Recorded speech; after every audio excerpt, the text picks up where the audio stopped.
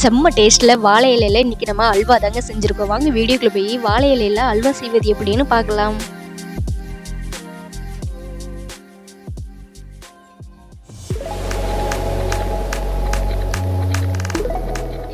இந்த மாதிரி நல்ல இலைய நல்லா அந்த குருத்து இலை இருக்குது பார்த்தீங்களா, இந்த மாதிரி குருத்து இலைய நம்ம அறுத்து அந்த நடுவால் இருக்க தண்டெல்லாம் எடுத்துட்டு அதை அப்படியே நல்லா சுருட்டி பொடி பொடியாக நல்லா அரிஞ்சு எடுத்துக்கலாங்க. இந்த மாதிரி நல்லா அரிஞ்சு நமக்கு தேவைங்கிற அந்த வாழை இலை எல்லாத்தையுமே நம்ம இந்த மாதிரி அரிஞ்சு எடுத்துடலாம். அரிஞ்சு எடுத்து நல்லா தண்ணியில் நல்லா அலசிடலாங்க. ஏதாவது பூச்சி இருந்தாலும் போயிடும். இந்த மாதிரி அலசி எடுத்துக்கலாம். வழக்கமாக நம்ம வாழை இலையிலலாம் சாப்பாடெல்லாம் சூடாக போட்டு சாப்பிட்டோம்னா செம்ம டேஸ்ட்டாக இருக்கும். அந்த வாழை இலையை எசன்ஸ் வச்சவே நம்ம ஜூஸை வச்சவே அல்வா செய்கிறப்ப அந்த வாழை இலையோட மொத்த டேஸ்ட்டும் அதில் இறங்கியிருக்குதுங்க. நீங்கள் யாருமே இன்ன வரைக்கும் வாழை இலையில் அல்வா சாப்பிடாம இருந்தீங்கன்னா ஒரு தடவை ட்ரை பண்ணி பாருங்கள். செம்மையாக இருந்தது, நல்லா டேஸ்ட்டாகவே இருந்தது. இதுக்கப்புறம் நம்ம அலசி வச்சதை நல்லா மிக்ஸி ஜாரில் சேர்த்திக்கலாங்க.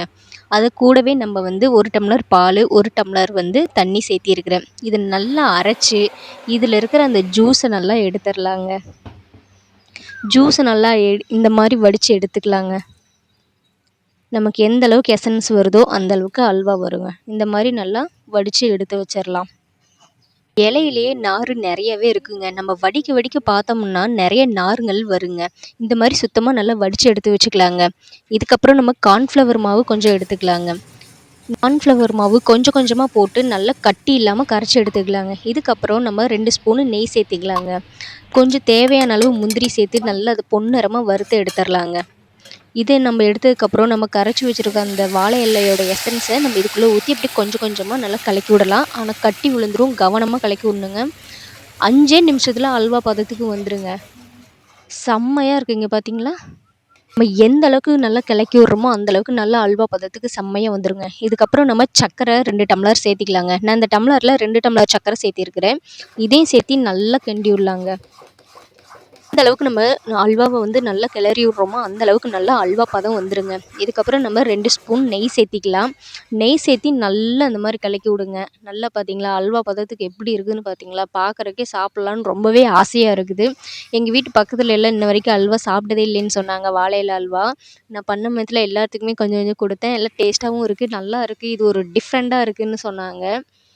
ஸ்டார்டிங் எல்லாமே நான் ஃபஸ்ட் டைம் தான் சாப்பிட்ருக்கேன்னு சொன்னாங்க. நல்லா இருந்ததுன்னு சொன்னாங்க. இதுக்கப்புறம் நம்ம முந்திரி பருப்பை நல்லா வறுத்து அது 1 2 உடச்சி இது கூட நம்ம போட்டுக்கலாங்க.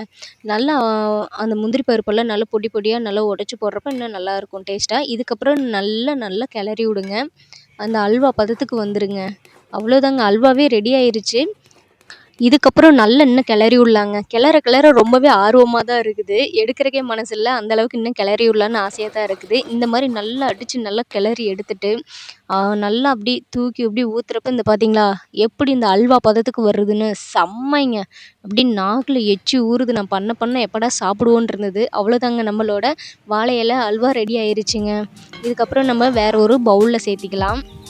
செம்ம டேஸ்ட்டான வாழை இலையில் அல்வா ரெடி ஆயிருச்சுங்க. என்னோடய வீடியோ உங்களுக்கு பிடிச்சிருந்துச்சுன்னா சப்ஸ்கிரைப் பண்ணுங்கள், ஷேர் பண்ணுங்கள், லைக் பண்ணுங்கள். நன்றி, வணக்கம்.